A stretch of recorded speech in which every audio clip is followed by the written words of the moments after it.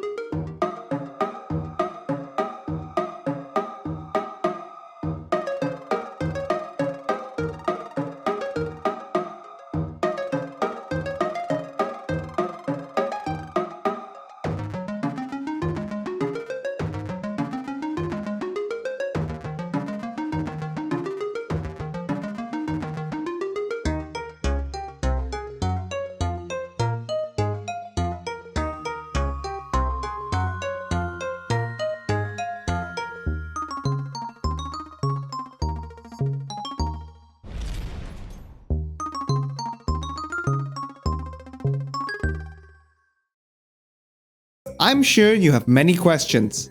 Why did the holo from Undead Burg run all the way up to Parish in order to pull this gate's lever? How did he defy gravity and climb an invisible ladder on his mission to pull it? And why is he not attacking the player? Well, in order to unpack all of this, we first need to see what happened before the showcase sequence. And start by answering probably the most basic question of all: why the gate was opened in the first place. To some of you, it being open might be common knowledge, but I'm certain there are players out there who did not realize this at first.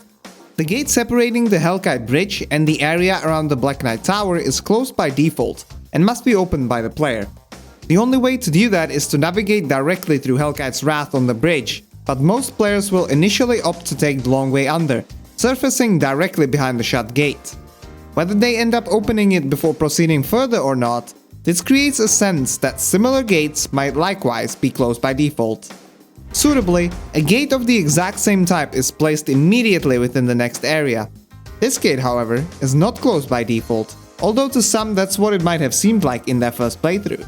There's a scripted holo running to the lever, attempting to close it.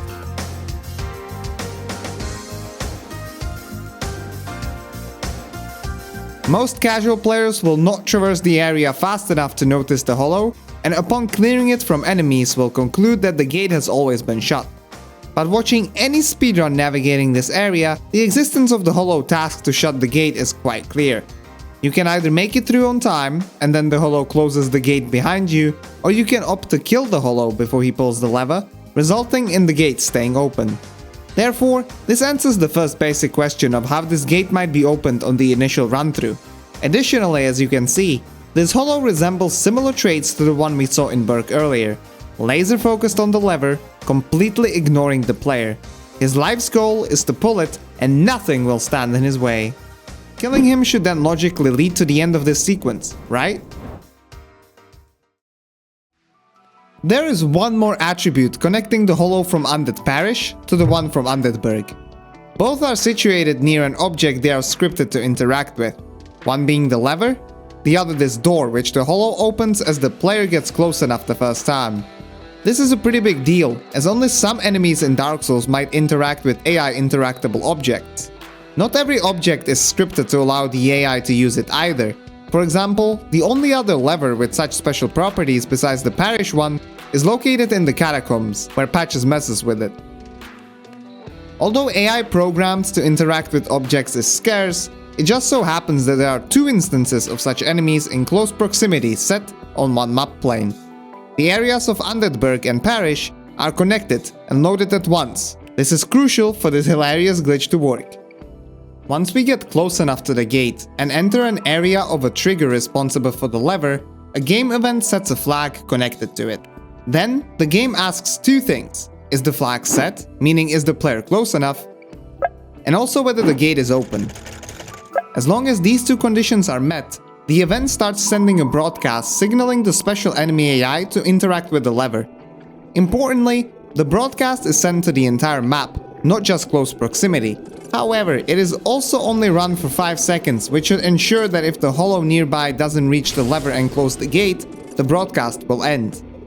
At least that is how From Software intended for it to work, but a slight oversight from their part ruined that plan. The event does not check whether it is already running, nor whether the particular holo has been killed. Given how this interaction is programmed, not keeping track of the holo makes sense, but the event not realizing it's already been run makes it reset every single second. This means that the 5-second broadcast gets continuously repeated without ever running out. With nothing to interrupt this cycle besides actually closing the gate ourselves, and with the broadcast reaching the entirety of the loaded map, we can run from Parish all the way to Burg and load the other holo who responds to such broadcasts, resulting in the beginning of his incredible journey. Responding to a broadcast sent by AI interactable objects has the utmost priority within the AI script, making the holo completely ignore the player as long as pathfinding is in the process, even when he's being messed with by, for example, getting attacked. This is similar to what might happen in the Undead Asylum if one reaches the first holo archer before he arrives to his scripted destination. Another question left to explain is how the Undead Burg holo's determination to pull the lever allows him to become a Spider-Man and climb a flat wall. I can only provide a speculative answer, but to me it makes the most sense. Regardless of whether the shortcut is kicked down or not, the ladder always remains active. However, if the shortcut hasn't been activated yet, the prompt, collision, and model of the ladder are deactivated for the player. The AI scripts have their own interactable points and don't rely on user-based prompts for movement or other actions. Combine that with pulling the lever having the highest priority in the holo's action hierarchy, and you can see how he can indeed climb an invisible ladder during his long expedition. After the holo finishes his task, what follows is quite interesting as well. He proceeds to walk back into the zone in which his AI is programmed to be active. The start of that area is right around here, where, as you can see, the player gets attacked. After all the escorting we did to get him up here, top 10 anime betrayals. If you're still here and watching, thank you so much for sticking by, I really appreciate that, and as a reward, I will leave you with a little bonus and raise one more question for which, however, we do not have an answer yet.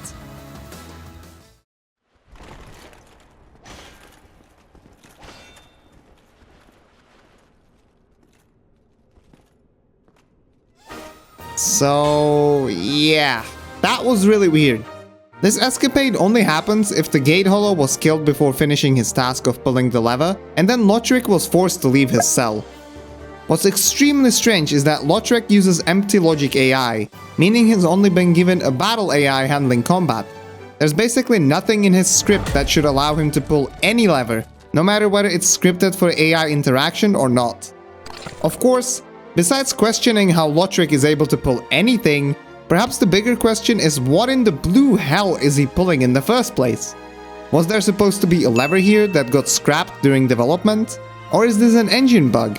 Who knows, as this interaction remains a mystery for which even very smart people from within the community haven't been able to give an explanation.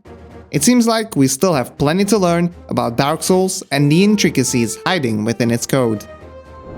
Hope you enjoyed this video and found it fun. If so, don't forget to subscribe for more content like this, and also consider giving the video a like as it really helps me out. But until next time, thank you for watching and have a great day.